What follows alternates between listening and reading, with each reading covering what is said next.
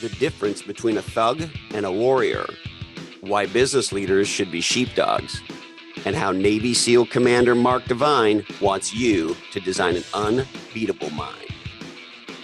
All right. Hey ho, let's go. Hello, my legendary friends. Welcome to this fantastic, I would even assert, legendary episode of Legends and Losers. Our guest today is none other than U.S. SEAL Team Commander Mark Devine. And today's episode really sits at the heart of our mission. From the very beginning, we've said that we wanted to create a platform for dialogue into what it takes to design a legendary business and a legendary life. And this is our second dialogue with Commander Devine. If you missed our first one, check out episode 59, and we had a spectacular conversation. And Commander Devine is maybe not what you'd expect. You know, if I said to you, hey, Central Casting, please send in a 50-year-old-ish former Navy SEAL commander, that might give you an impression of somebody that isn't approachable, of somebody that isn't spiritual, and somebody who maybe isn't all that affable. Somebody who's maybe just a tough guy, or maybe somebody who is playing a character, being macho or something along those lines. None of that is true with Commander Devine in any way, shape, or form. As a matter of fact, as we strive to have authentic dialogues with amazing people about shit that really matters, I just don't think you could be more authentic than Commander Devine. And this was a very special episode for me, and I think it will be for you too. We shot this episode in the summer of 2017, and I was down in San Diego for a speaking event, an executive event with my friends at NetSuite. And Legends and Losers producer Matt Johnson was at the time living in San Diego, so he was there. And a dear friend of mine, an entrepreneur, a legendary surfer, and just an incredible guy named Trevor Garb, a good buddy of mine, also lives in San Diego. So when I found out that I was going to be speaking down there, first of all, I wanted to see Trevor and Matt. Knowing full well that Commander Devine's outfit, SEAL Fit, was in San Diego, I thought it would be really cool to meet the commander in person. And wouldn't it be fun if we did a little Navy SEAL self-defense training while we were there? So that's exactly what we did. The three of us, Trevor and Matt, our producer, and I, met Commander Devine and some of his colleagues at SEAL Fit in San Diego.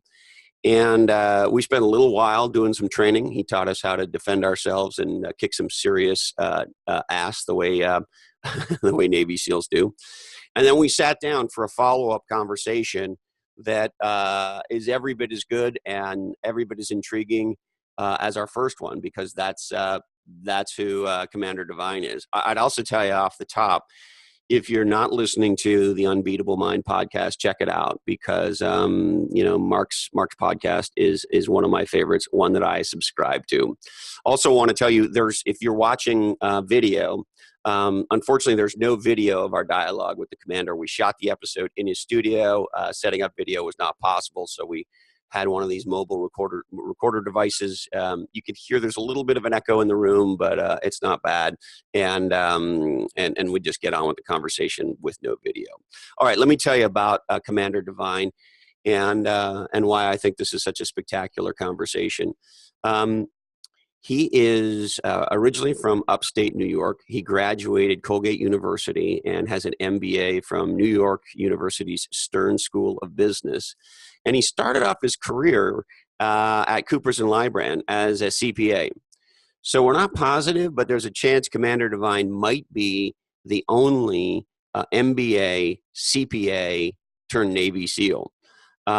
When he decided that he was going to go into the SEALs as a young man, he went in with a powerful commitment. And at 26 years old, he graduated as the honor man, that is to say the #1 ranked trainee in his SEAL Buds class training of 170 people. So as you know, many people fall out of the SEALs training. He graduated at the top of his class.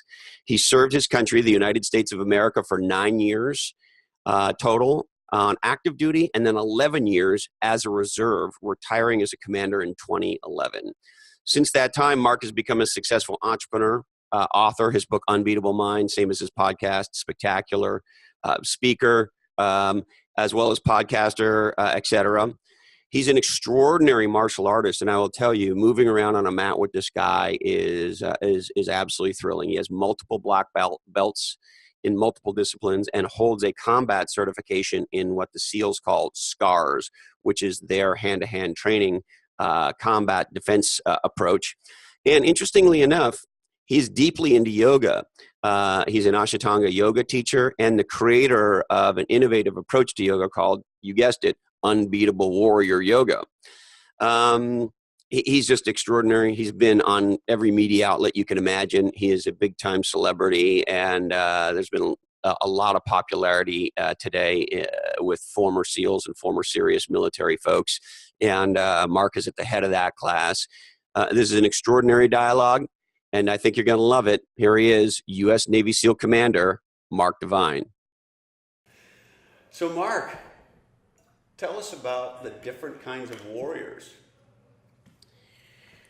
Well, you got your thugs, and you got your warriors. Let's just separate. What's the difference between thugs and warriors? So, let's take an example of the U.S. military. You got a 17-year-old kid who joins the Army, wants to go play whack-a-mole with ISIS, right? No developmental training in the warrior arts. His development is going to come from boot camp, and there might be some transmission of the warrior archetype or the warrior disciplines at boot camp or in his first, let's say, platoon. But there's a really good chance that this kid from Kansas is patriotic. His level of development is going to be fairly immature in terms of his conscious awareness. You mean the average 18-year-old male is the not? The average 18 American male is going to be, has the potential to be a warrior, but a lot of them are just going to want to go play whack-a-mole. They want to go kill bad guys. That's okay. In the American military, we need that. We definitely need that. But, and to be fair, that individual has the potential to be a warrior. But this is where the term warrior, I have a very specific idea of what that means, and our society has kind of like watered it down. So I look to the ancient traditions of like the Spartans and the samurai and the Apache scouts and the Toltecs, and I say, what does a warrior look like? And even the SEALs are modern day, but not everyone in the SEALs matches this description. But you have a much greater chance, much higher percentage.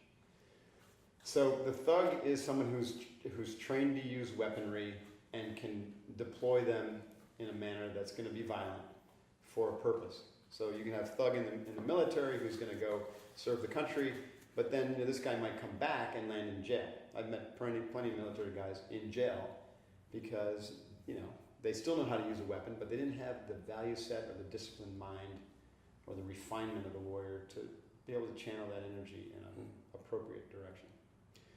So when you look to the ancient warrior traditions and to some extent the modern day special ops, what you see is a more clarified or rarefied concept of what the warrior is.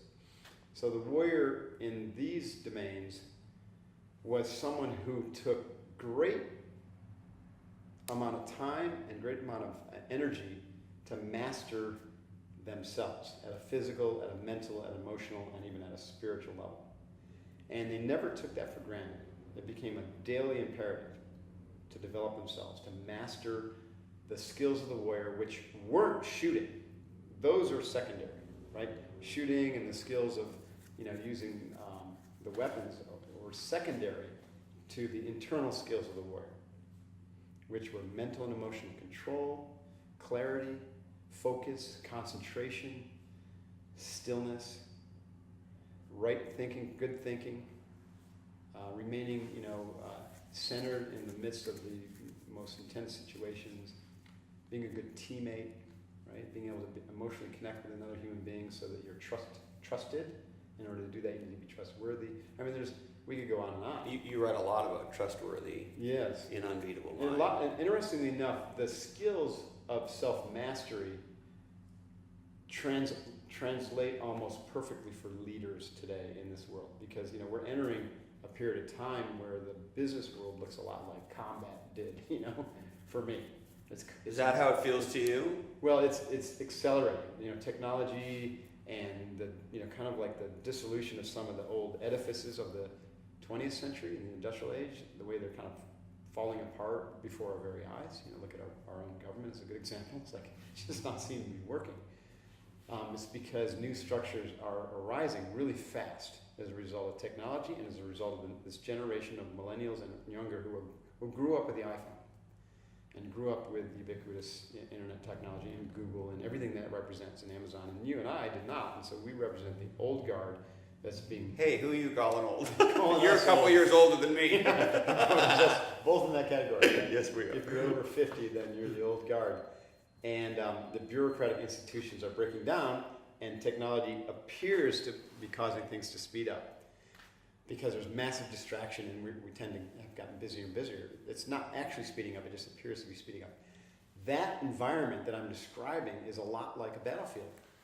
We use the terminology VUCA. It's volatile, it's uncertain, it's complex, right? You need to be very agile to work your way through that environment, right? You need to think like a warrior. And you have to have a refined mind to be mentally and emotionally in control in these environments. So my point was that the business leader of today, when I teach warriorship, it looks a lot like leadership, right? It's essentially leadership in complex and dangerous environments. Isn't that interesting? So the principles. It is, and I would add one more reason why it's like war, in that there are huge consequences. Yeah. So in our book, Play Bigger, we did a set of analysis on tech companies, but we see it in a lot of other places where one company, we did an analysis of every venture-backed tech company founded from 2000 to 2015. And we tracked a bunch of data about them. One of the things we wanted to find out is what percentage of total available value created or market cap in any given market category goes to the leader or the category king. Well, that number is 76%. Wow, interesting.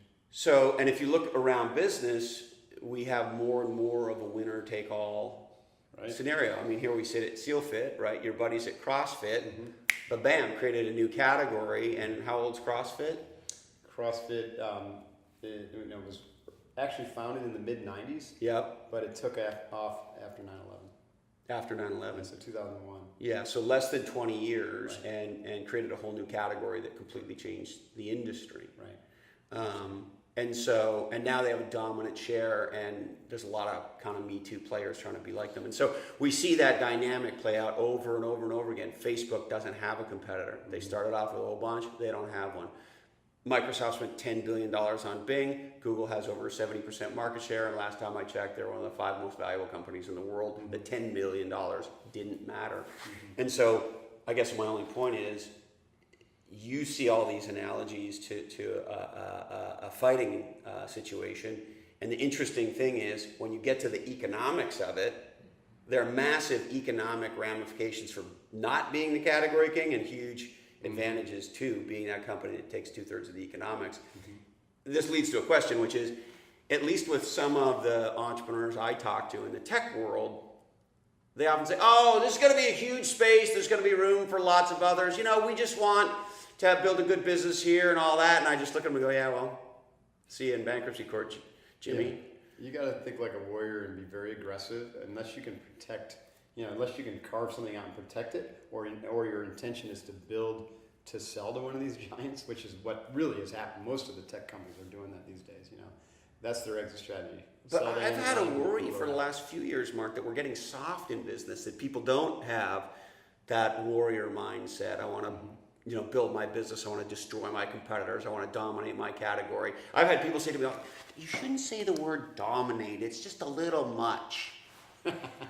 Well, again, the warrior would say, we can dominate, but still be a good company and be good people, right? And I call that the world-centric warrior. So here's the other part. The true warrior, right, as you develop, let's talk about the archetypes of the warrior too, because I think there's a whole developmental path that a warrior would follow that, again, whether you're a corporate warrior or you're going to be a Navy SEAL, it applies. And there's a specific reason for each stage of development.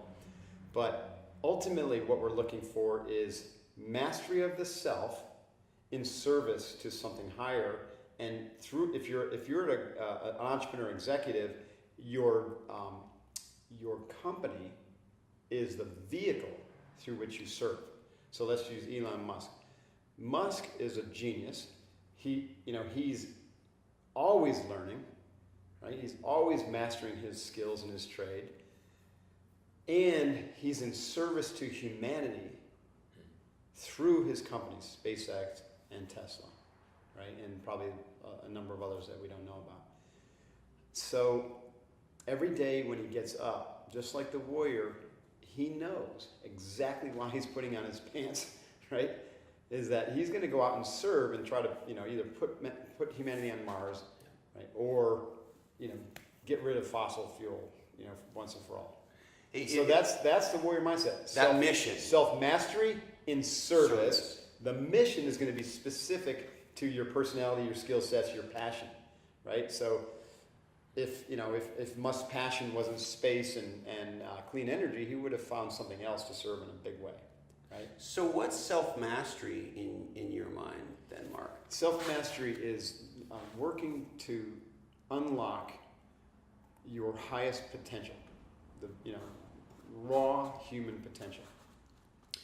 Now, through the warrior disciplines, right, of developing concentration, developing your breath so that you can have mastery over your physiology and optimal health, and project power, like we were talking about that earlier with our fight training.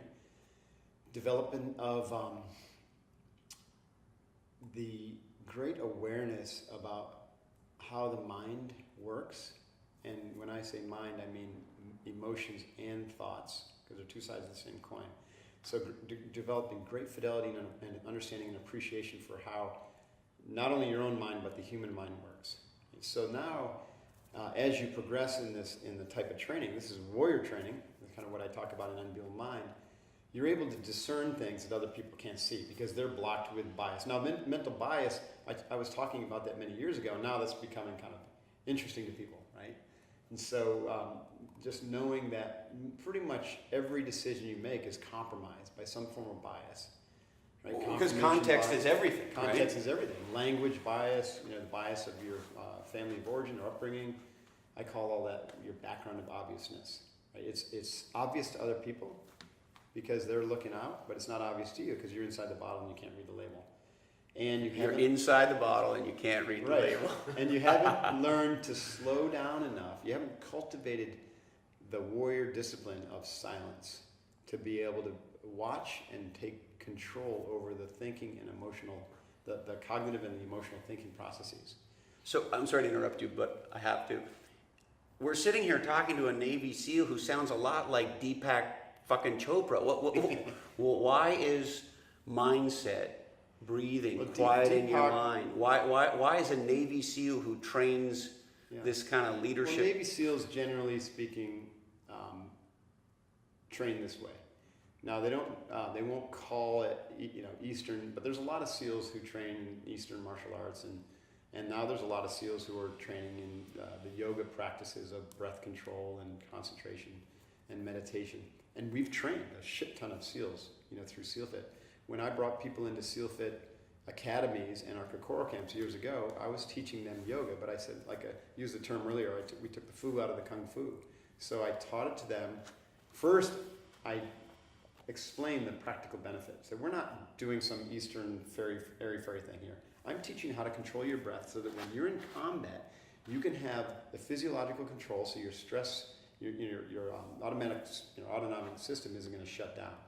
Right? Your sympathetic nervous system isn't going to dominate. You're going to have enough balance from the countering effect of triggering the parasympathetic nervous system that you're going to be physiologically in control. Now, the SEALs call that arousal control.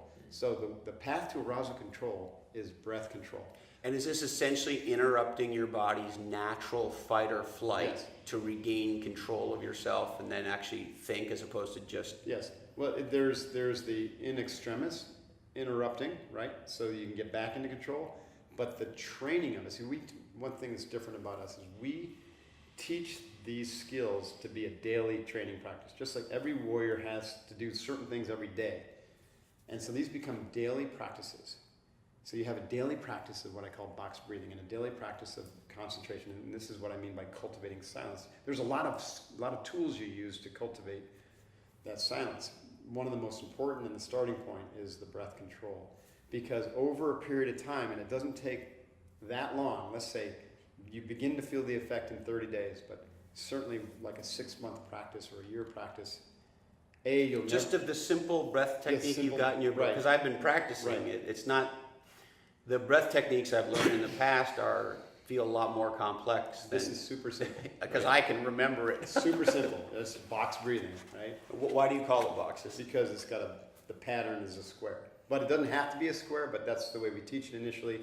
The pattern, let's say you do a 4-count inhale, 4-count hold, 4-count exhale, 4-count hold.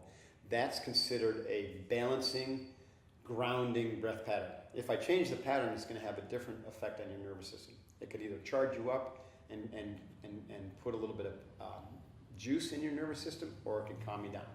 So like if I was working with a PTSD victim, I would use a different pattern, one that would have a much longer exhale. So instead of 4-4-4, it'd be like 4-4-8-4. Right? 4-count inhale, 4-count hold, 8-count exhale, 4-count hold would be a good. To have a more calming. Yeah. So that the long exhale is gonna trigger the parasympathetic nervous system a little bit more, and it's gonna be very, very calming to the nervous system. It's gonna bleed off stress. But where I was going with this is, this warrior discipline of mental and emotional control requires that you're in physiological control of your body. Because if you're not in physiological control of your body, you're never going to be in psychological control of your mind. This is where a lot of leaders and warriors lose, they miss the boat, right? So they don't take care of their body, and the brain is the body. And if the brain's not functioning optimally and you're not able to control it, then your thinking is going to be distorted. A, you're going to be succumb to these biases, or B, you're just going to have the monkey mind, which is, your mind running out of control, and you're going to have trouble focusing on the right thing at the right time for the right reasons to make the good, powerful decision that's going to allow you to dominate, right? So back to this. You can dominate, but you dominate by being in control and thinking well, and so that your decisions are powerful, your words are powerful, and like SEALs don't waste ammunition. We don't like to waste ammo. We have to carry everything that we bring into the field, and so every shot counts, and so we've got to be very clear about what target we're shooting at. Same thing in business. If you're going to go after a target, make sure it's the right target, that it's going to bear the fruit that you're looking for, have the return on investment, that you're able to be able to defend yourself, set security once you take that shot. Once you're clear on all that, then you take that shot. You don't waste your ammo, which is essentially saying wasting your energy and words and actions. In order to do that, the practice of box breathing is what gives us the physiological control. Over time, it bleeds off all that excess stress, which is causing problems in our body, mind. Just the breathing. Just the breathing. It's probably the most profound and powerful practice, that we've been teaching. And how long should I box breathe every morning? 20 minutes. Now, 5 minutes will have an effect. 20 minutes will transform you. But it's got to be done every day. You can't, if you said, well, what if I did an hour and a half on Saturdays? I would say, well, that's not, that's like going to the gym once a week. It's not really going to have much effect on you. I'd rather see you do 5 minutes every morning than 3 hours on a Saturday. And just the simple 4-4-4 for 20 minutes. That's perfect, yeah, as a starting point. That practice will then lead you into the other skills. So back to your question about the SEALs. The SEALs do train this stuff. The second critical skill they train is called attention control. That sounds a lot like learning how to focus. Well, if you learn why not train your concentration so you know how to focus and what to focus on? That looks a lot like the beginning stages of Zen, which I trained in Zen practice for 4 years before going to BUD/S. I went to SEAL training, 185 students started, 19 of us graduated. I was honor man in my class. I can guarantee you, with the exception of my physical fitness, it was because of the Zen training. Because I was able to concentrate deeply on what was being asked of me and follow it through until it was finished, and then I'd move on to the next target. And because I was breathing properly, I was in total control. I was not like control over other people, but control over myself. And so when the instructions, get in your face, it's just breathe, listen to them. If there's a task, find the task, take the action. If they're just trying to get under my skin, just breathe. They can't get under my skin if I don't let them. Right? So if I cut you off on the highway, what happens for you? Well, for me, okay, so you feel the immediate spike of, holy shit, right? The next nanosecond, I click into box breathing because I've been training it for so long. So you don't get angry. You don't say, I want to kill that asshole. Absolutely not. No. So inhale, exhale. First off, am I okay? Second off, everyone else okay? Good. Obviously, that guy's having a bad day. What am I focusing? What was I focusing on before that? Okay, I was listening to this podcast, or I was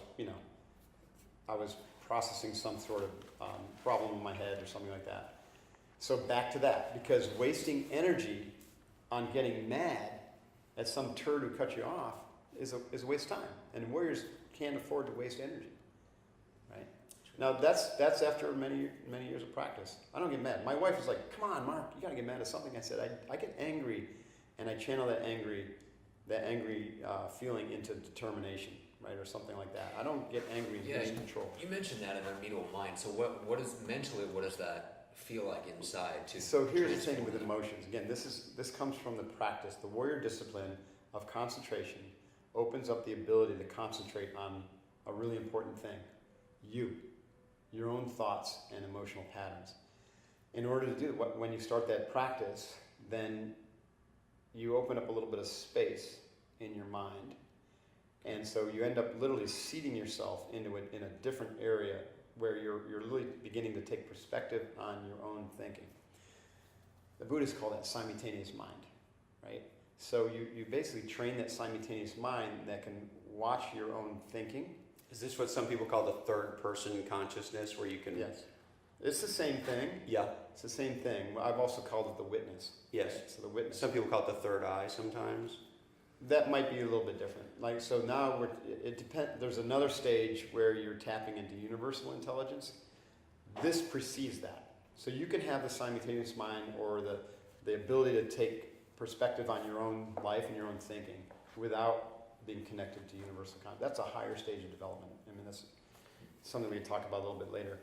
So once you can begin to watch the patterns, then you can see that these patterns have a root, right? You can trace it back to its root, and the patterns of the mental patterns have some corresponding energetic pattern in your body, oftentimes, right? So yes. An emotion, and they're kind of like two sides. So what I'm saying here is that getting cut off by the car, right, is such an extreme act that the first place I feel it is in the emotion. Then the thought pattern associated with that emotion is how I make meaning of that. And my meaning maker says, that's fucked up. I've got to be angry. But if you change the belief system around that, so that instead of you saying, that's fucked up, I've got to be angry, and you said, there's that feeling, that is the energy of like an intense crisis moment, and I've got to focus right now. And I'm bound and determined not to let this situation take me off track or cause injury or damage to my car. So focus, get back on track, breathe, clear your mind, right? And then pretty soon, one time I was driving down the highway in upstate New York, and it was like slushy snow, and there's like this much snow on the highway, and I was in a Jeep, and the next thing you know, I lost complete control over the steering because the wheels had gotten caught up in the slush. And the Jeep began to do a complete 180 to where now I'm facing the traffic that I used to be driving in the same direction as. Now you're and pointing I'm going back at 60 miles an hour backwards. And all this time, I'm practicing the skills, right? You're breathing. I'm just breathing, clearing my mind, and just waiting for the moment to, where I can get the wheel to catch again. The Jeep does another, just continues on its path. You should have seen the eyes of the people who were driving behind me. They're like, holy shit. They were having a freak out. I didn't know you could drive a Jeep 60 miles an hour backwards. I was sliding. Did they teach you that at Buds? Or? Not at Buds. They do have training like that in teams. So, and I'm going backwards, just going, okay, this thing has got momentum. It's going to keep going. And sure enough, when it got all the way around, I was able to get the wheels to grab, and I just drove off the highway. And it was actually the hardest part about the whole evolution was to get back on the highway where everyone was going 60 miles an hour in the snow, you know what I mean? And my heart didn't even start to, do the pump action until a good, 5 seconds after I got off the highway. And then the adrenaline flooded my system, but I was able to control it all, through that. And there's countless examples of that in my SEAL training as well as operating. And a lot of my teammates, countless examples of that control that comes from the arousal, the ability to control the arousal response, and the ability to focus radically on a solution to a problem is one of the reasons the SEALs are so effective at what they do. And obviously that's a skill us mere mortals can learn without For sure. becoming Navy SEAls. Absolutely. Which is one of the reasons I try to teach that, first through SEAL Fit and then through the books, right? The Way of the SEAL and Unbeatable Mind, because I think that everybody needs these skills, right? Like I want my wife and my son to have these skills. I think that the average individual can learn these fairly quickly, and that it's going to have a big impact on the quality of their life and their self-confidence, right? So their ability to maintain control in any situation and to start making better decisions. Eventually, if someone's on that warrior path, it leads to, the sheepdog mentality where, you're not gonna let a violent person do harm to your family or your community. You're gonna take action. So let's talk about sheepdogs. You write about it and Unbeatable.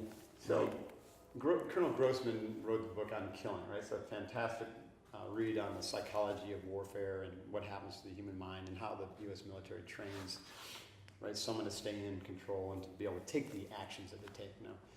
So in the book, he introduces this idea of the wolves, the sheep, and the sheepdogs. And so we've been using that ever since. It's awesome. So essentially, most people in society are sheep. Right? They're just going about grazing every day, Some of them doing a lot of grazing, huh? Yeah, people are doing a lot of grazing in our society.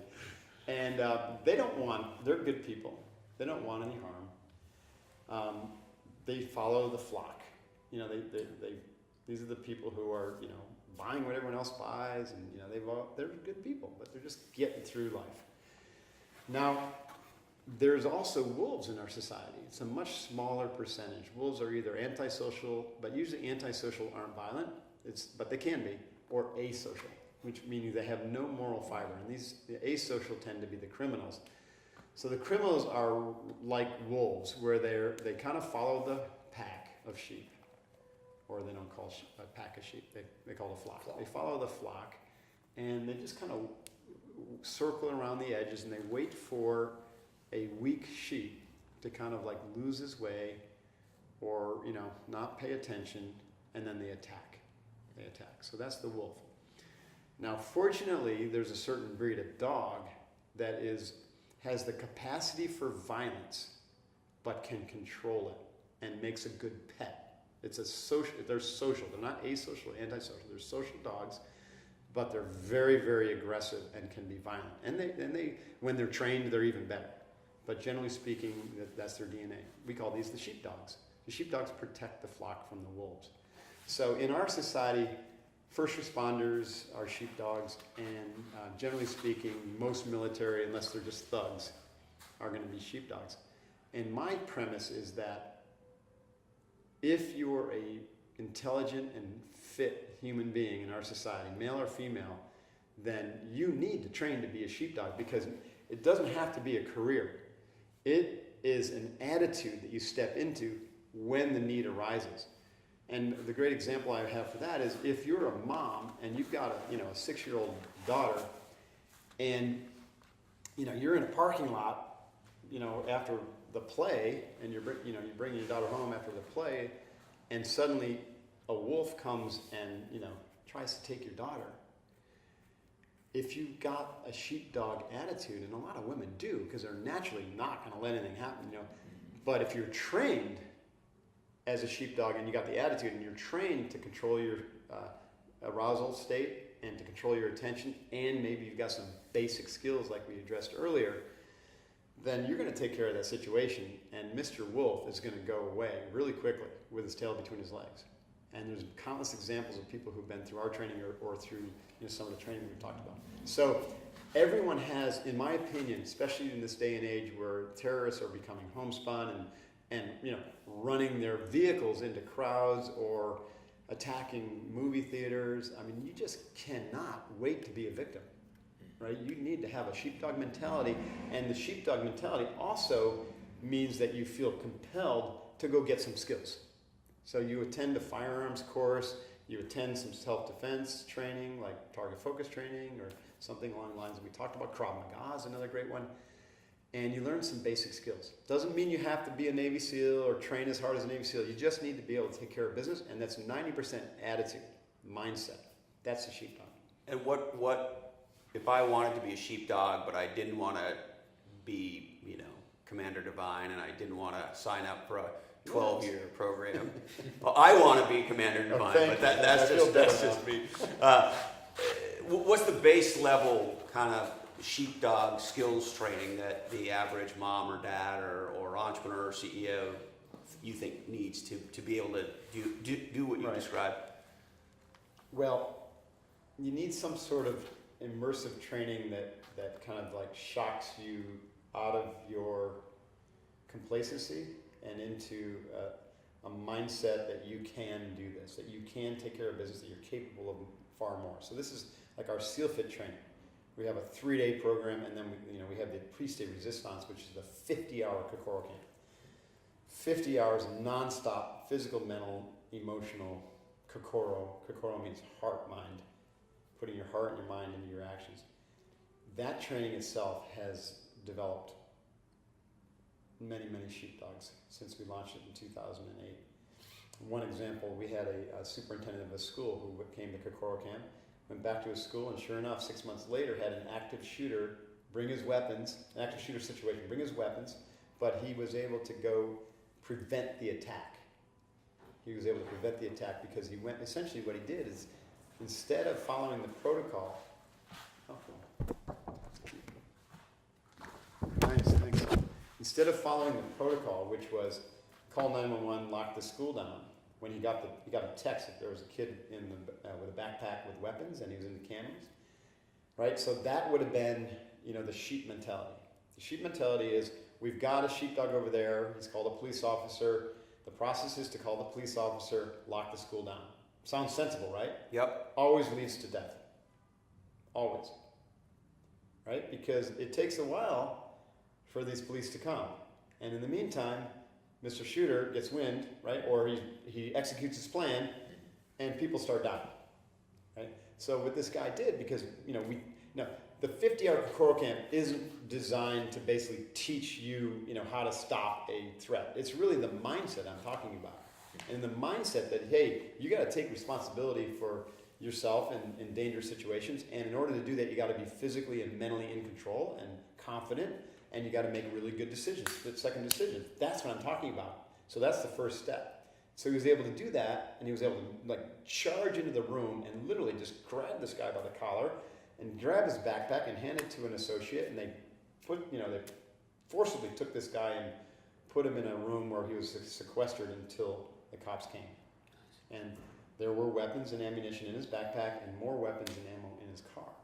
So that's what I'm talking about. It's like, that's a really good example. We talked about the 2 guys who were sheepdogs on the train in Paris, right? Yeah. They noticed some activity that was really, really suspicious. They got up and waited by the bathroom. They were offensive-minded. They're not going to wait for these guys to come out and attack. They got up and said, let's just wait and see. And the guy, sure enough, came out of the bathroom with a weapon, and they took him down. That's a sheepdog mentality. Had they not been on that train, those guys could have gone through every freaking car, killed everybody on that train. So we need, when I'm on a train, I want to know there's other sheepdogs. I don't want to be the only one. You know what I mean? If I go to a movie theater, I don't want to be the only guy there who's willing to charge, a violent offender or a lone shooter. And I had this giant aha about this. I grew up in Montreal, Canada. There are no guns. There are no, or almost no guns. And so it's just not scenarios I grew up thinking about. A few years ago, Mark, we had a fucking maniac in our neighborhood with a handgun who went down to the beach, stole a couple iPhones, came up the street, kitty to ours, tried to hijack a couple cars, was unsuccessful. This fucking asshole ends up in the house next to ours. Jeez. The cops have the entire neighborhood on lockdown. There's a cop with an AR at the end of my driveway.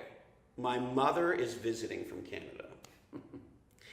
And the aha I have is, even with a cop with a semi-automatic machine gun at the end of my fucking driveway, there's nothing that cop can do to save me if this guy comes over my back fence and smashes a window. Right. It's me saving my mom's life. Right. And so, to your point, I grew up in a world where I was sort of had the assumption that, well, we're good people. We don't do anything bad. If bad shit happens, you call the cops and they take care of it. No. And I'm not saying the cops weren't doing their job that day. They were doing an incredible job. But the aha for me is the cops are not going to protect my house. No. So I have to. Right. Correct. And so I guess 2 questions. A, why don't we do more sheepdog training in our world? And then I have a follow-up, but let's I think deal the with answer to that. that, it is changing because, for a lot of years, bad things happen to other people, usually over there somewhere, in some other foreign country, or is very distant. And because of the rise of ISIS and the fundamental terrorist threat, and the internet, which is the fusion of information about how to do this, we're finding people who are just like asocial Americans who aren't even aligned with ISIS or any kind of theology or anything like that, who are like, wow, they just want to die, but in order to find some sort of meaning, they're going to take some people out with them, right?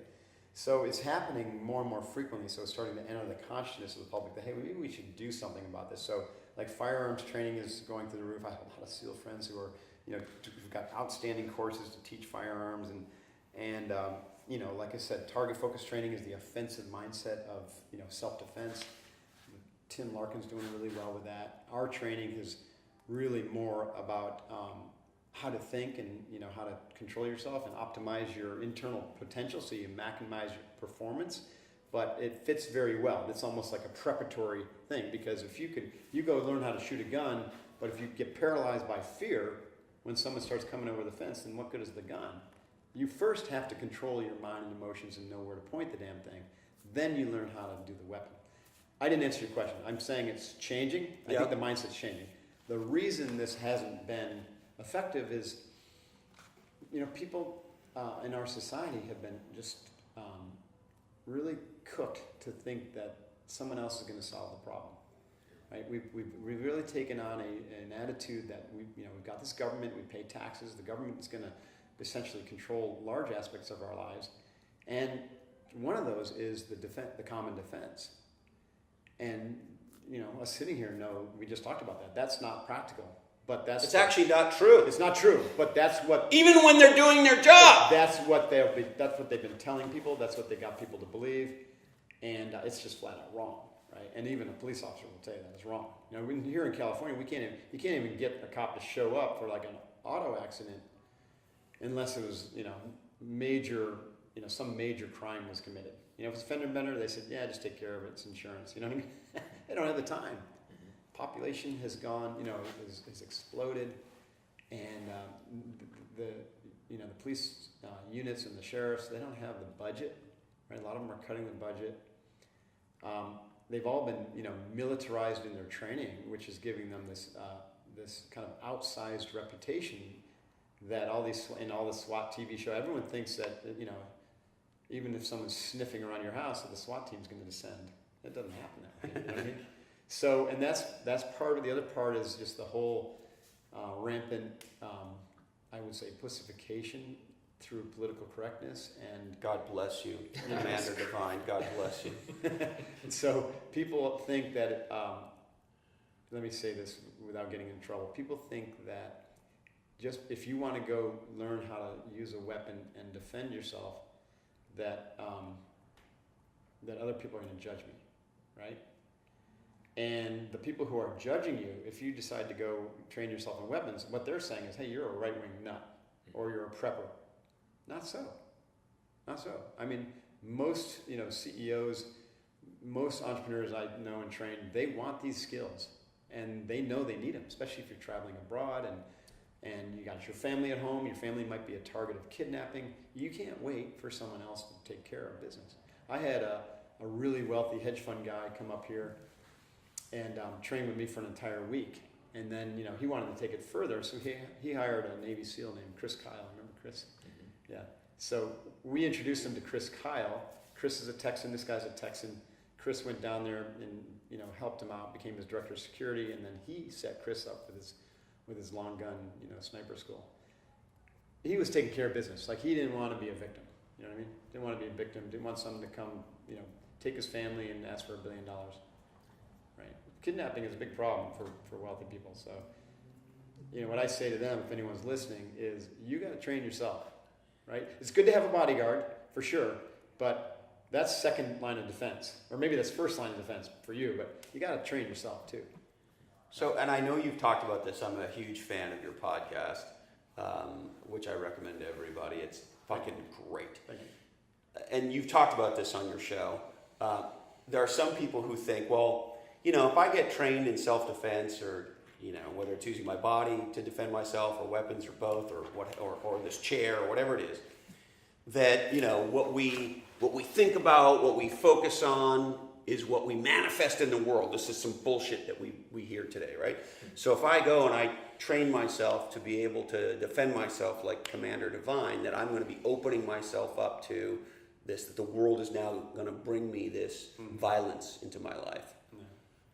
So the warrior training begins with the training of the body.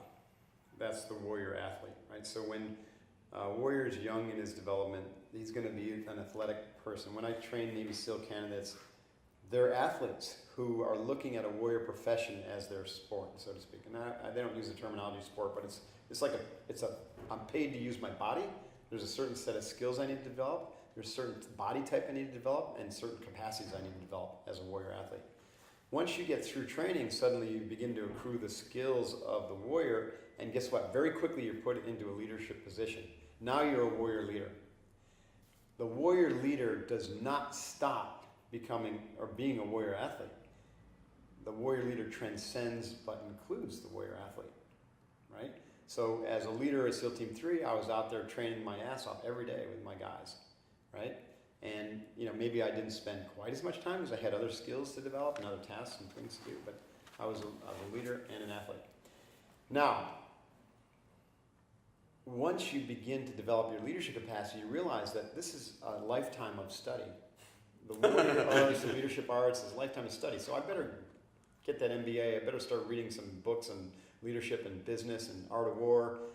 And so now I become a warrior scholar, but it's very focused on the discipline of mastering myself. And I meant to ask you this last time we were together. How many SEAL Commander MBA CPAs are there in the world other than you? Do you know? There's definitely a bunch of MBAs. I don't know if CPAs? anyone else is dumb enough to get their CPAs. Yeah. So yeah, so the warrior scholar transcends but includes the warrior leader and the warrior athlete. You see, they all kind of go together, but you don't shed it. You include the best aspects of it. But so the athlete gets more refined as he's a warrior scholar, because if I'm running a SEAL team, I don't need to be able to lift 400 pounds on a deadlift, but I do need to be able to jump out of a helicopter and go into a target with my guys, right? So my training is gonna evolve to be appropriate for me as a warrior leader scholar, right? So this do as I say, not as I do thing that you hear come out of people's mouth is lead from bullshit. the front. Yeah, SEALs, true warriors lead from the front. We eat our own dog food is what we say here at Unveiled Mind and SEAL. We eat our own. I like to say drink my own IPA, but okay. I love that too. Yeah, that works. We're not really eating dog food. You know, Really don't throwing get yourself under the bus there. We're talking about the dog of fear and the dog of courage. We eat our own courage dog food. Yeah. And so we got to be able to walk the talk. We got to lead by example. We don't have to be the strongest or even the fittest. But like for me, I'm 54 years old. I have no problem getting out there in the grinder and just getting busy with a 20-year-old Navy SEAL candidate. 9 times out of 10, if the workout's long enough, I'm going to beat them, right? These guys are. So they still got some of that fast twitch on you. They got the fast twitch, but I'll have, in the long run, the age and wisdom will overcome them. Tortoise and the hare. So that's the warrior scholar. Then is where we start to really think about mastery, right? So instead of just going to get a degree, you're going to get a degree that's very specifically oriented toward filling a gap in your knowledge base. Now, once you evolve a little bit further, and let's say in the military architecture or a larger organization, you need to learn the skills of the statesman or woman, right? I want to be ambidextrous here. Those aren't taught in school. Those skills aren't taught in school, right? The Navy and the Army and the Marine Corps have something called, we colloquially called charm school. So when you get promoted to what they call flag rank, which is going to be an admiral in the Navy or a general in the Army, Marine Corps, or Air Force, then they send you to charm school. It's the only school in the world I know that teaches statesman-like qualities. Okay, they should open it up to executives, right? So that CEOs have it. But generally speaking, if you get to that level, these skills kind of accrue to you. Like Tillerson is a statesman because he was CEO of a major corporation, ExxonMobil, and had to be around the world dealing with heads of state and having making decisions that had affected entire countries or the global system. So you need the CEO in that category or at that level needs to be a scholar, a leader, an athlete, and a statesman. Right? Now, what I believe, I don't even remember the beginning of the first part of the question and why I started this journey down the archetypes of the warrior, but today people are craving vision, and a vision that has a world-centric approach to it. Like we know, most people know, and certainly in the business community, that humanity faces more existential threats today than it has ever, that we're aware of in history, right? And I'm not going to say global warming's the worst one, right? I think artificial intelligence is right up there on the list. I think nuclear weapons is way up there on the list. I think terrorism and the clash of civilizations between, radicalized Islam and, the rest of the world is up on the list. There's a bunch of them, right? Look at what's happening. Look at this summer has been absolutely horrible to Nuts. turn on the TV or fire up your web browser to see bigotry and hate. Oh, it's horrible. Right there on the front breakdown pages of social order is a huge threat. Huge threat. Just what we're seeing. So these are major threats, either existential to the way life as we knew it, culturally and the Western way of life, or literally humanity. And so that's what Elon Musk is focused on and trying to figure that out. Just a few weeks ago, or maybe it was even last week, Musk and like a few hundred top entrepreneurs and executives signed an open letter to the United Nations and the governmental bodies across saying, hey, we've got to stop the process of weaponizing artificial intelligence.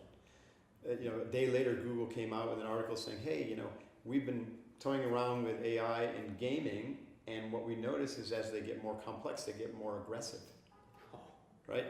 This is a big problem. So we already know there are weaponized drones with AI for that sure can make the decision to shoot someone, and the only reason they don't is because we stop that system and say a human being needs to say, are we shooting this person or not? But it's all there, all right now. It's all there, yeah. So where I'm going with all this is that the next level of the warrior leader, the warrior scholar, the warrior athlete, is the warrior monk, right? Now, the warrior monk at this level has cultivated great clarity in his thinking or her thinking, the ability to stay unbelievably in control of the mind and emotions, is able to make that third transition from the mind able to watch itself to the mind able to connect to what I'll call universal intelligence. And I've heard the term supermind, higher mind, big S self, right? They're all fine.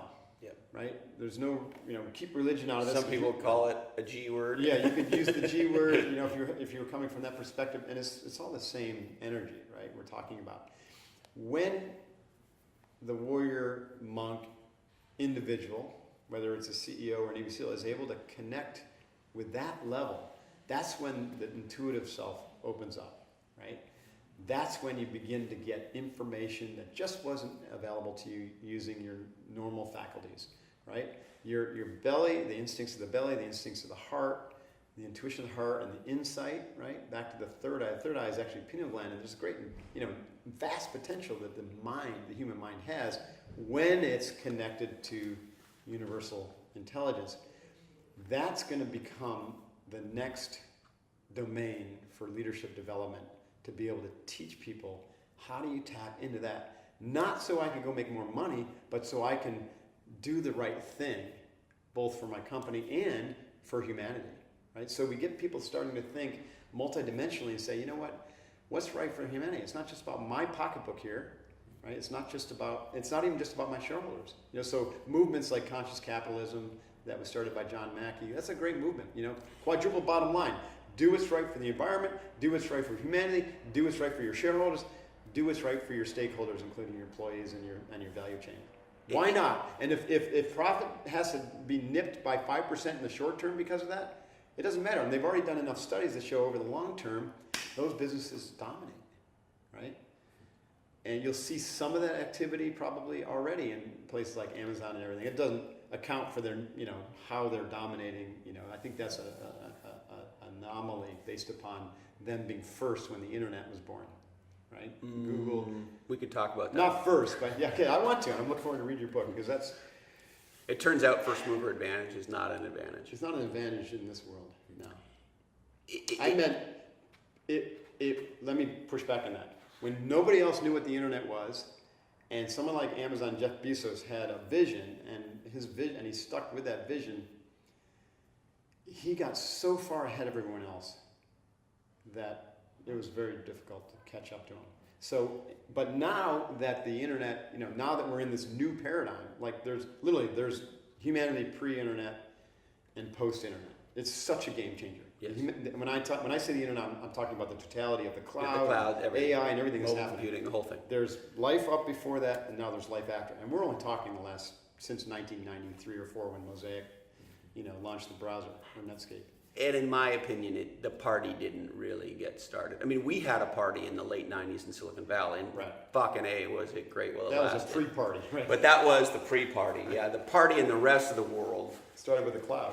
I think so. 2007. The cloud and mobile blew the thing to a whole other totally place. Agree. Yeah. So what I'm saying is companies that are starting now, well, everyone's got the same access to the same coding software tools and all the technology. It's like much easier to start a business now. If the three of us, first mover advantage may not be advantaged anymore, because what you're doing is you're putting your shit out there. Someone else could come along, say that's cool, and they can execute better than you or more aggressively. Right? That's a whole conversation, because it's the company or the person that gets product, company, and category right. That's the first mover advantage. And it's actually got a lot less to do with, in the case of Amazon, being first around a new technology and being first to educate the world or a particular market category segment how to think about a problem and therefore a solution. They're changing minds. That's right. Yeah, I agree with that. And when that happens at scale, bam. That's why AWS, by way of example, is, Bob Evans, one of the leading journalists in technology, says Amazon Web Services is the most important enterprise technology company in the world today. Yeah, interesting, huh? Not Oracle, not Cisco, not IBM, not HP, et cetera, et cetera. Right. Yeah. So if you think about these different levels of warrior and the components to be that warrior, the truth is you don't see a lot of that in the corporate world. You don't. You see aspects of it, and you're starting to see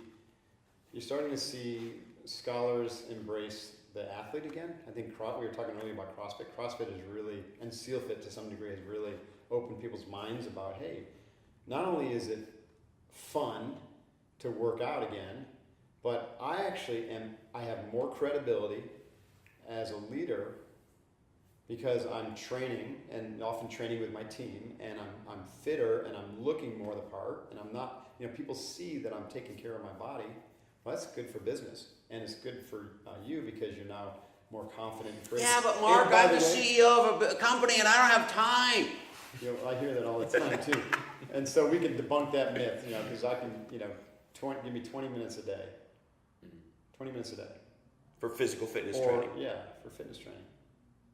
High intensity constant variance, functional movements. That was Coach Glassman's formula. So 90 It's minutes on the brilliant. treadmill, not so much. Yes, standing on a treadmill reading a paper is not fitness. Yeah, It's not. but I got my Lululemons on. My ass looks great. Yeah. Now I know spin class will kick your ass. I like that. If you got time to go do a spin, great. That's great monostructural cardiovascular training. What I'm talking about is multidimensional functional fitness. It makes you stronger, so you can climb and lift and do pull-ups. I mean, how many people can't do 100 pull-ups? Most. I can. You can. I cannot do 100 pull-ups in a row. I can do Not 100 in if a you row. give me a break. 100. Well, so I didn't mean in a row, but I mean like in, let's say, sets of 5. So when we do a workout, and do Still be a 100 push, pull-ups, yeah. maybe take us 2 to 3 minutes, and then you're done. Move on to push-ups or squats. Yep. Functional movements, constantly varied. Done the high intensity part means that if I do a workout, an effective workout with a proper selection of tools, whether that be a pull-up and let's say a kettlebell, 2 or 3 is all you need. And I time that workout and I say I'm going to do as many rounds of a particular grouping of those exercises. Let's say I'm going to do as many rounds of 5 pull-ups, 10 push-ups, and 15 kettlebell swings as I possibly can in 12 minutes. By the end of those 12 minutes, you have just smoked yourself if you're trained to do the movements effectively at speed. So that's where the crawl, walk, run development comes in. You might need some extra skill development, which is going to fill up the hour, but the workout itself is 15 minutes long or 20 minutes long, and extremely effective. And you burn calories for a couple hours, and guess what? You start to feel better about yourself, and you start to eat better, you make better decisions about your fueling, and then you make better decisions about sleep. Now we're talking about a fundamental sea change in the executive's life. Is I'm sleeping better, I'm eating better, I'm moving my body, and guess what? My brain, there's a neuroplastic effect where my brain, I'm creating new pathways in my brain. There's a book called Spark that was talking about how the neuroplastic effect of exercise. It's getting oxygenated blood, I'm breathing well, because now breathing comes into play, and my brain is growing. And I'm thinking better because I'm bleeding off mental and emotional toxicity. I mean, it's a no-brainer, literally. It's a no-brainer that a CEO should be doing this type of movement and getting into that kind of lifestyle. And that's just preparatory to, that's the warrior athlete aspect of them. So now, once we start getting that taken care of, now we can start looking at the mind gym and say, okay, there's your physical. So right now, so far, we're working on the structure, right? Fueling, movement, sleep are all going to affect the structure. But because the brain has both a physiological and a psychological component, when the brain starts working better, guess what? Psychologically, that's going to be experienced as maybe a greater sense of calm or peace of mind, or maybe I'm able to focus longer, right? When I'm in a meeting, I'm less agitated, I'm less jittery. And so then you take a look at the mind and say, wow, that's cool. Physical fitness helped me train my mind. Now, I want to take it to the next level. That's where Unbeatable Mind comes in. How do I take responsibility now outside of the gym to train my mind? So we create your own mind gym, and we begin to introduce the principles of breath control, concentration, visualization, meditation, task orientation, those types of things, which then begin to progress you up that ladder of vertical development. So here we're talking about vertical development is when we can take active control of our life and develop all of the skills of the athlete, the leader, the scholar, the statesperson, and the monk. I'm taking responsibility for those skills through a daily disciplined practice, right? And I'm evolving myself vertically through new stages of development, new stages of consciousness, where I can take new perspectives and I can make better decisions, ultimately ending at this world-centric level where you've got a CEO or you're CEO of a corporation or even an emerging company, and I'm able to make decisions that are much more complex and have good secondary and tertiary effect instead of bad or unintended. Does that make sense? Yes.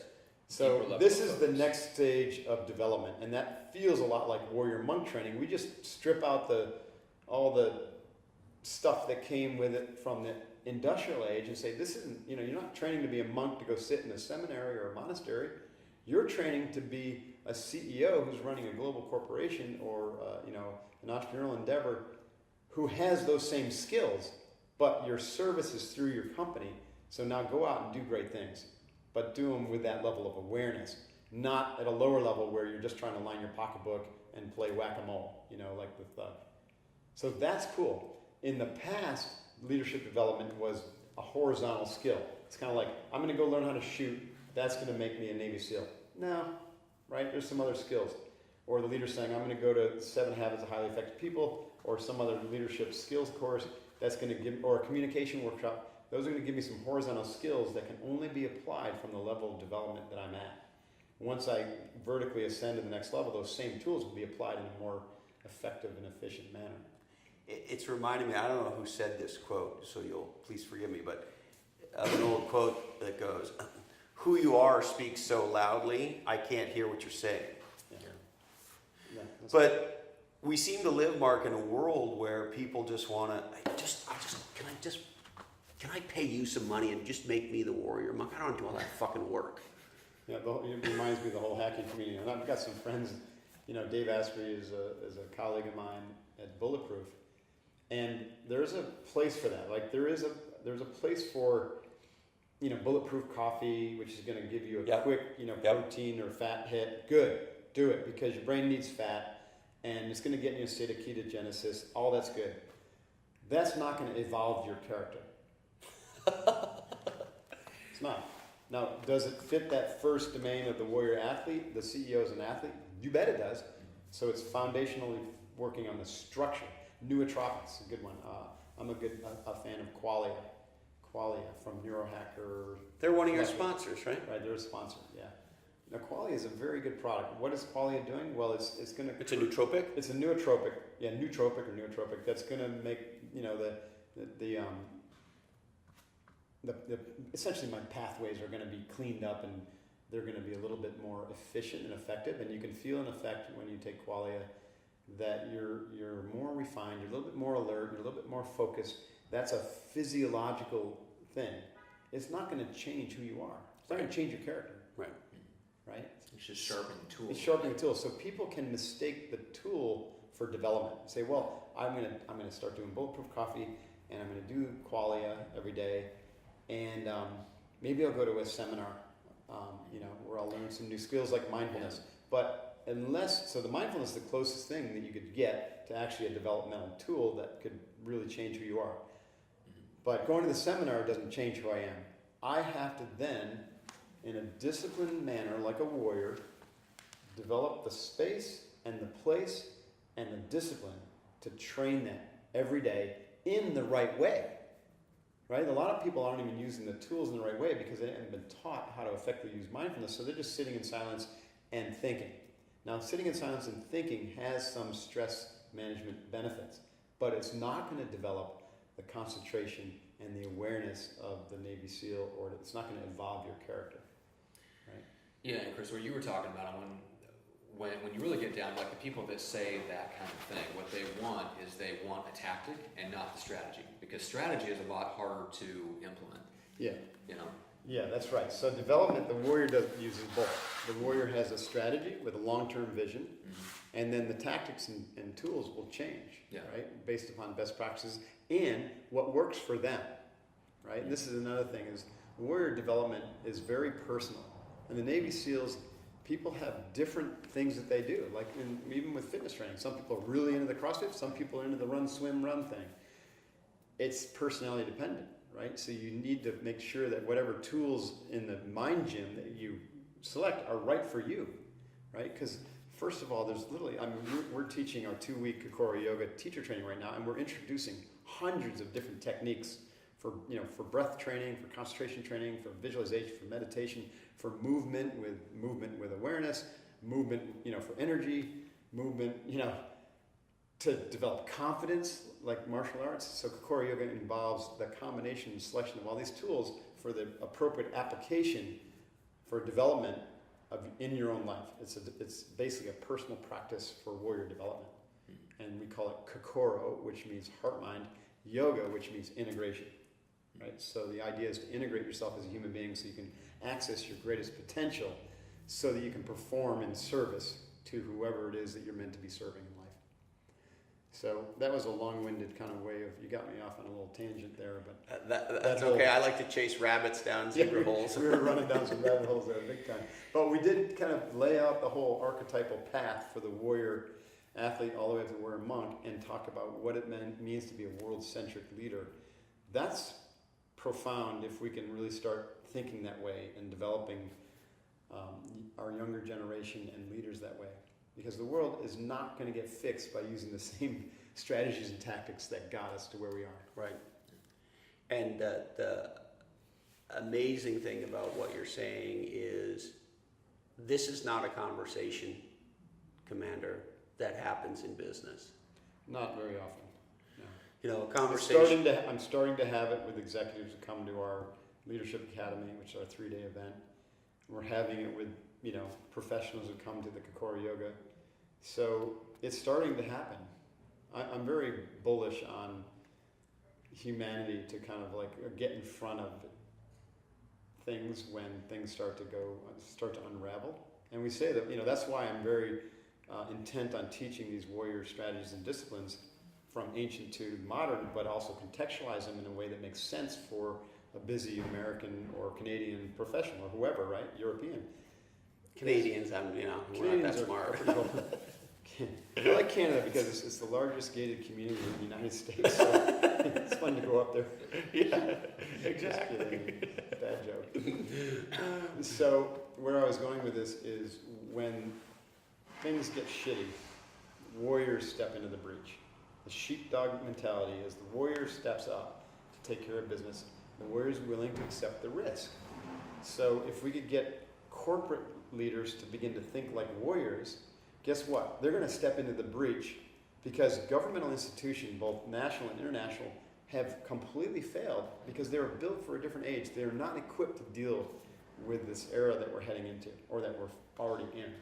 And so if we keep looking to governments to solve a problem, you know, we're going to be sorely disappointed. And right? Do you think more CEOs, more entrepreneurs, more executives should be sheepdogs? You bet.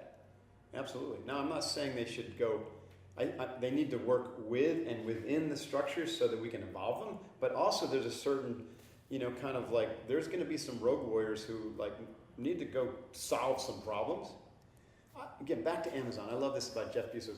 So I've always been, you know, a little bit put off by philanthropy that's driven by the tax code. Right? It seems to be missing the point, missing the mark, right? Or philanthropy done through a United Nations organization when 0% of it gets to the end user and 90% of it goes to the bad guys and to the organization itself. That's what I mean. That's an old model. So now, modern time, you have like Zuckerberg and, you know, Bill Gates saying, well, when I die, I'm going to donate all my wealth to charity. Well, guess what? With artificial intelligence and nanotechnology and paleo diet and ketogenics and CrossFit, they may live to 150. Well, the good news is Gates is giving it away now, right? Is he good? I don't. Yeah, the Gates Foundation is incredibly active. So he's putting like $1 billion a year into it, so he's doing some good stuff. He's doing some really good stuff, yeah. So I think... But you're right, the old model of when I die, I'll just give it to I don't know who and see you later. Right, create a new foundation, and that foundation takes years to figure out what it's going to do. And no. So Bezos, you know, was criticized for not joining that pledge to give away all his wealth. And what he said instead was, you know what? I want to do something now. I want to do something now, but I don't trust the old paradigms to be able to do it well. And so he's treating it like an entrepreneurial problem. Say, you tell me what problem you're going to solve, and I'll fund it if it's a worthy one. That's what I'm talking about. That's philanthropy merged with entrepreneurship. And venture capitalism. Philanthropship. But yeah, also, exactly. what isn't philanthropic about Amazon as a whole? I mean, Right. it's hard to make the case that he hasn't already done something that hasn't benefited all of humanity For sure. already, even if he never gave away a dime of his money. I agree with Good you. point. I agree with you. Yeah, Yeah. he's had a major impact. So he could just take all his money and build the next rocket for Blue Horizon with it. You Yeah. can't create, unless you're some nefarious asshole, but so move those to the side. You can't create meaningful wealth without creating meaningful value for others, and that's right? what's new about, let's say, the last 100, 150 years, is that now, if you, odds are, if you become massively successful, it's because you delivered massive value to the human race. So that should, there has to be an acknowledgement there. For sure. But one interesting thing that I wanted to ask you about, just in terms of like realigning the mentality of executives and entrepreneurs, somebody said something interesting. It was a mentor of mine. He said one of the things that keeps people from crossing the line from building a business that's mostly them and their performance to a business that allows other people to operate and deliver value is, he said, those types of people that can't cross that bridge, they can't allow their ego to extend beyond their own skin. Sure. Yeah. And so I think that's one of the main challenges probably that you have working with entrepreneurs and executives is getting them to see their ego as not just about themselves, but extending the ego to, hey, this is the team, Right. and then to caring about the team, the stakeholders, the shareholders, the human race in general, kind of like not subjecting the ego, but expanding the Sure. ego, you know? Yeah, you can't. You're always going to have ego. Ego is just your personality, it's your identity, right? It's influenced by your family of origin, by your education, by your body type, by your sex, everything. So you have all of that's going to come into play in your ego. So you have, essentially, it's better to talk about healthy ego versus unhealthy ego. Now, generally speaking, we go through three dominant phases or stages of development. One is pure egocentric. Mm-hmm. The second is ethnocentric, which includes the capacity to be egocentric when you're challenged or when you need to cover down on your tribe. Right? Sure. Right. And the third is world-centric, right? Where you really have refined the shadow aspects of your ego, and now you truly do feel and think and experience care and concern for all of humanity. Okay, so the training that I'm talking about, one of the imperatives is to move executives through those progressions, so they're deeply centered in world-centric, right, integrated thinking. Which doesn't mean they've killed their ego. It just means they refine their ego so that they've given up the shadow aspects of itself that says, I need to control this, or nobody else can do it better than me, or it's all mine, so I'm not going to share it. Mm-hmm. Or even the tribal, the limited tribal ethnocentric, which says, mine is better than yours. Right. My team is better than your team. My country is better than your country. Yeah, which is where all war comes from. Right, because that's what creates conflict and war. Mm-hmm. I'm not saying you're going to eradicate when leaders start to settle in at this level, you're going to eradicate war, because you're still going to have a whole shite ton of people who are sitting at the egocentric and tribalistic, ethnocentric stages of development. Yeah. But what you're going to do is have a much more refined ability to deal with those challenges, right? So strong, intense egocentric culture and individual leading North Korea right now. How do you deal with something? You got to come at it from a world-centric point of view. You can't hit egocentric with egocentric, and you get what you see right now in the press and the news, right? Yeah. It's going to lead to suboptimal results. Yeah. One of my favorite quotes is from Einstein, who said the problems of the world are not going to be solved at the same level of thinking that created them. That's correct. So we got to create the conditions for new thinking to emerge. The potential of the human mind is vast, right? You can have an unbeatable mind. We call it 20 times potential, but you can't get there by using the same thinking strategies, thinking tools that we've used in the past. You've got to be able to access and utilize other tools: the visual mind, the direct perceiving mind, which can perceive truth from fiction. All of these tools, and the ability to connect it into that universal intelligence or supermind. And the physical body, right? Your physical body, your capability. Yeah, the physical body becomes the mind. And that's a whole other, rabbit hole. I don't want to go down too deep, but when you begin to train your mind this way, you stop localizing your thinking to your frontal cortex, to your brain, the front of your brain. You begin to think with your whole body, and you realize that your mind is infused with your body. Your heart has neurological processing power. Your belly has neurological processing power. Your entire nervous system is your mind. Your mind is throughout your body and a little bit around your body. And so when you train to tap into universal intelligence, that's the part of you that's communicating, right? And so you just have access to so much more information that way. And then, but you got to train it. Otherwise, you kind of collapse into the lowest common denominator of, generally speaking, where you were fully formed as an adult and where your family leveled out. It was very difficult to grow beyond that level. Well, and as a result, you're people like that, and certainly I've experienced it in my life, is you're in an emotional response. If I get back to my question about someone cutting you off in the car, right? Right. You're just living out a pattern, which sounds a lot like a story to someone else, but you're not even aware that you're in the story. It's a stimulus response. Yeah, you're reacting to someone else's story right now, and then I'll go into someone else's orbit. I'm going to react to their story. So my story is that I'm a victim because I'm always reacting to someone else's stimulus. And when you begin to develop the mind and you can separate from that story, then you become the author of your own script, and then you write the script, right? And that script can essentially be whatever you want it to be, as long as it's ethical. Well, Commander Divine, is that a good place to kick out of this one? I think so, yeah. Well, thank you so much. Good Thank deal. you for training us in self-defense so we can better protect ourselves and our families today. That was a lot of fun, I appreciate it. And, man, are you awesome. Whew, wowie wee wow. I can't believe we get to do this. Thank you, Commander Divine. I hope you loved that conversation as much as we did. If you know somebody who would like to hear this right now, why not send it to them right now? And while you're at it, please check out the brand new legendsandlosers.com. Subscribe, and we would love it. We would love you a little bit extra if you told all your friends. We would like to thank HarperCollins, Play Bigger, How Pirates, Dreamers, and Innovators Create and Dominate Markets. Equity Directory, the invite-only network of entrepreneurs and startup talent exchanging work for equity. OneLifeFullyLived.org. Dream, plan, and live your best life. Or I guess you could plan it, dream it, and live it. You do it whatever way you want. Just get on with it. Positive Marketing, PR, marketing, and category design in London, Europe, and beyond. NetSuite, #1 in cloud ERP.